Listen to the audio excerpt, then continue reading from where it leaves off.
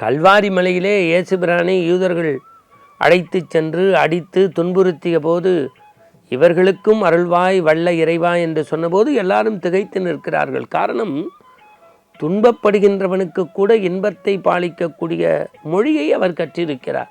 ஒவ்வொரு இலக்கிய இதிகாசத்திலும் இருக்கக்கூடிய சின்ன சின்ன விஷயங்களை நாம் நுட்பமாக தெரிந்து நடக்க வேண்டும். அதான் சின்ன சின்ன முத்துக்கள். அருள் நேர பகுதியில் மதம் கடந்து, இனம் கடந்து, மொழி கடந்து நாம் நல்ல நல்ல செய்திகளை மனிதநேயத்தோடு, ஆன்மநேய ஒருமைப்பாட்டோடு விதைத்து வருகின்றோம். அந்த வகையில் பாரதி சொல்லுவான், உண்ணும் உணவிலும் உடுத்தும் உடையிலும் பேசும் மொழியிலும் வேறுபட்டிருந்தாலும் நாம் அனைவரும் உணர்வில் ஒன்றுபட்டவர்கள், ஒரு தாய் பெற்றெடுத்த மக்கள். அப்படின்னா என்ன அர்த்தம் அப்படின்னா, நம்ம எல்லாரும் ஒன்று அப்படிங்கிற உணர்வு வேண்டும். நீங்கள் திருக்குறானை எடுத்து படிக்கிறீங்க, அதில் சொர்க்கம் எதுன்னு கேட்டால் நபி சொல்கிறார், என் தாயின் திருவடியே எனக்கு சொர்க்கம். எப்படி? என் தாயின் திருவடியே எனக்கு சொர்க்கம். இப்போ அப்படியே நீங்கள் புனித விவிலியம்னு சொல்லக்கூடிய பைபிள், அதில் படிக்கிறவங்கள்கிட்ட பார்த்தா தெரியும் உங்களுக்கு எந்த அத்தியாயத்திலும் குறைந்து எரியும். நீங்கள் படிக்கிறத விட அதனுடைய நோக்கம் என்ன? கல்வாரி மலையிலே இயேசு பிரானை யூதர்கள் அழைத்து சென்று அடித்து துன்புறுத்திய போது இவர்களுக்கும் அருள்வாய் வல்ல இறைவா என்று சொன்னபோது எல்லாரும் திகைத்து நிற்கிறார்கள். காரணம், துன்பப்படுகின்றவனுக்கு கூட இன்பத்தை பாலிக்கக்கூடிய மொழியை அவர் கற்றிருக்கிறார். இது எப்படி என்று கேட்டபோது அவர் சொன்னார், என்னுடைய எல்லா நல்ல குணத்திற்கும் என் தாய்தான் காரணம். நான் நம்முடைய இந்து சமயத்திலே ராமானுஜராகட்டும், ஆதிசங்கராகட்டும், நம்முடைய ரமண மகரிஷி ஆகட்டும், பெரிய புராணமாகட்டும், இராமாயணமாகட்டும், இறைவன் மனிதனாக பிறந்த வழியாகட்டும், எல்லோரும் வலியுறுத்துவது தாயினுடைய அன்பை. அப்போ என்னன்னா, ஒவ்வொரு இலக்கிய இதிகாசத்திலும் இருக்கக்கூடிய சின்ன சின்ன விஷயங்களை நாம் நுட்பமாக தெரிந்து நடக்க வேண்டும். அதான் சின்ன சின்ன முத்துக்கள். இப்போ தாயின் பெருமையை சொன்னேன். இப்போ பாருங்கள், உங்களுக்கு அட்சய திருதி அப்படின்னு ஒன்று இருக்குது. அப்படின்னா என்ன அப்படின்னு நம்மள்கிட்ட கேளுங்க.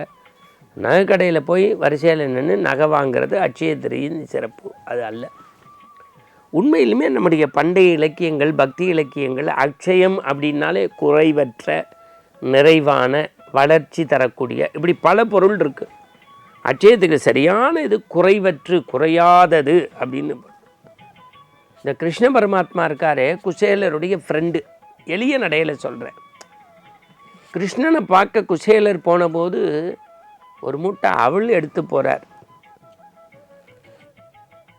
முடிச்சவத்து கொடுத்த அவள்லேருந்து ஒரு பகுதியை கிருஷ்ணர் சாப்பிட, குசேலருடைய இல்லத்தின் வறுமை நீங்கி இன்பம் செழித்து அரண்மனை போல வீடும் செல்வ செழிப்பும் கிடைத்த தினம் இந்த அட்சய திருதி நன்னாள். இன்னொரு செய்தி சொல்கிறேன் பாருங்கள். பாரதத்தை எழுத்தண்ணி படித்தவங்களுக்கு தெரியும்.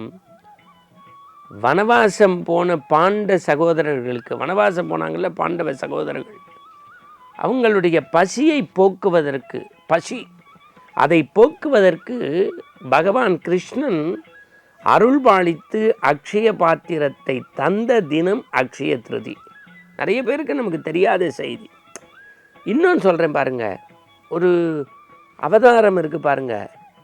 அதுபோல் பரம்பொருளாகிய பெருமாள் விஷ்ணுவாக 6வது அவதாரமாகிய பரசுராமராக அவதாரம் செய்த நாள் இந்த அக்ஷய திருதி. இவ்வளோ சிறப்பு விட ஒரே வரியில் சொன்னால், அக்ஷய திருதி அன்னைக்கு ஒரு ஏழை அந்தனருக்கு தயிர் சாதமாவது நம்ம கொடுக்கணுங்கிறது தான் மரபு.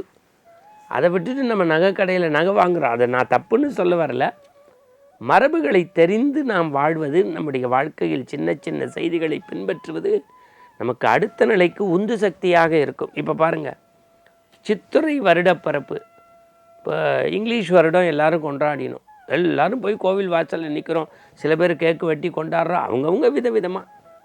சித்திரை அப்படின்னாலே நம்முடைய அண்டை மாநிலத்தில் விஷு கனி காண்பதுன்னு பேர். நம்ம தமிழ் சமூகத்திலே நம்முடைய பாட்டி தாத்தாக்கள்லாம் நமக்கு சொல்லி கொடுத்தாங்க.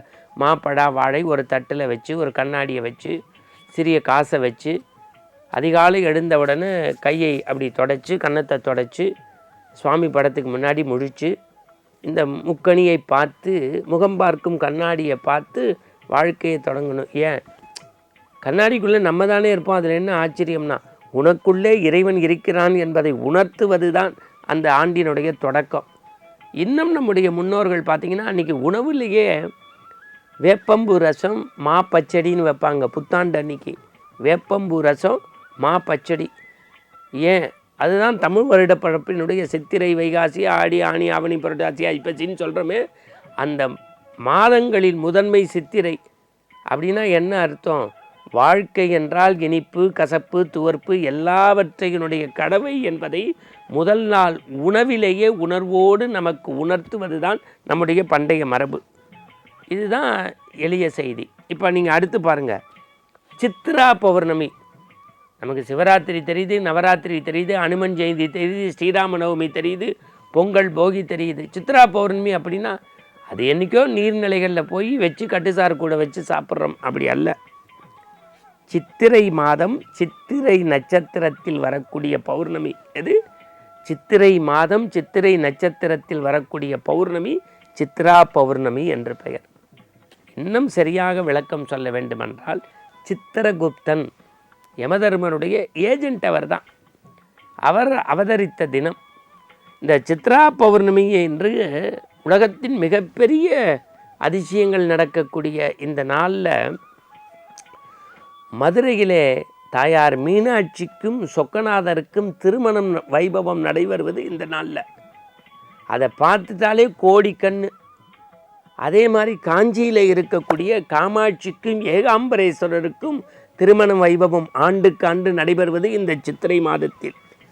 இன்னும் சொல்ல போனால் நீர்நிலைகளில் ஏரி குளம் ஆறு கடல் இதன் அருகில் அமர்ந்து நிலா வெளிச்சம் பட உறவுகளோடு உணவு பரிமாறிக்கொள்ளக்கூடிய உகந்த தினம் இந்த சித்ரா பௌர்ணமி. இப்படி செய்திகளாக நமக்கு பண்டைய பக்தி இலக்கியங்கள் சொல்வதனுடைய நோக்கம், இந்த நாளுக்கு இப்படி வாழ்ந்தால் இந்த நன்மையை பெறலாம் என்கின்ற அனுபவத்தை ஆனந்தத்தை நாம் பெறுவதற்கான சின்ன சின்ன முத்துக்கள் இன்றைய ஆனந்த ஆரம்பம். மீண்டும் நற்சிந்தனையோடு சந்திப்போம். நெஞ்சம் நிறைந்த வணக்கம். சிவாய நம.